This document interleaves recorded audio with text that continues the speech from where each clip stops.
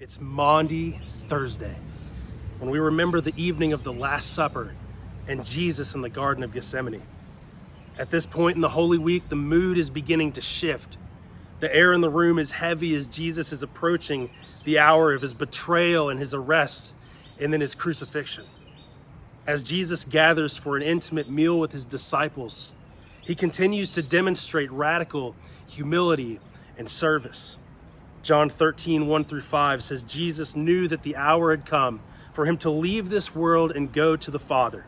Having loved his own who were in the world, he loved them to the end.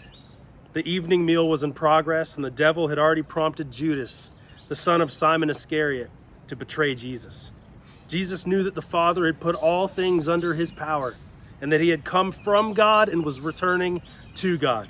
So he got up from the meal, took off his outer clothing, and wrapped a towel around his waist. After that, he poured water into a basin and began to wash his disciples' feet, drying them with the towel that was wrapped around him.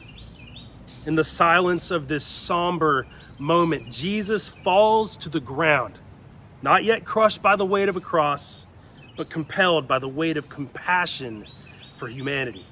Jesus fell to his knees to serve and wash the feet of his disciples.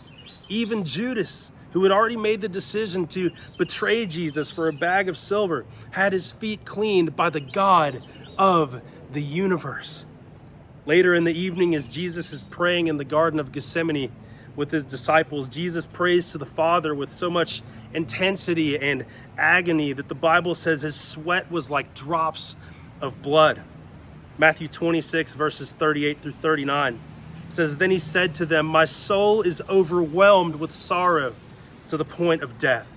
Stay here and keep watch with me. Going a little farther, he fell with his face to the ground and he prayed, My Father, if it is possible, may this cup be taken from me. Yet, not as I will, but as you will. Jesus called out to the Father in this moment, knowing his time on earth was running out, knowing that the cross was coming closer. And in surrender, Jesus said, I wish this would pass from me, but God, let not my will be done, let yours be done so that you might be glorified. On Maundy Thursday, Jesus modeled for us selfless service to one another and surrender to the will of the Father. This message of service and surrender was getting ready to be preached loudly to all the world as Jesus would go to the cross. So then Jesus was arrested and he was taken away.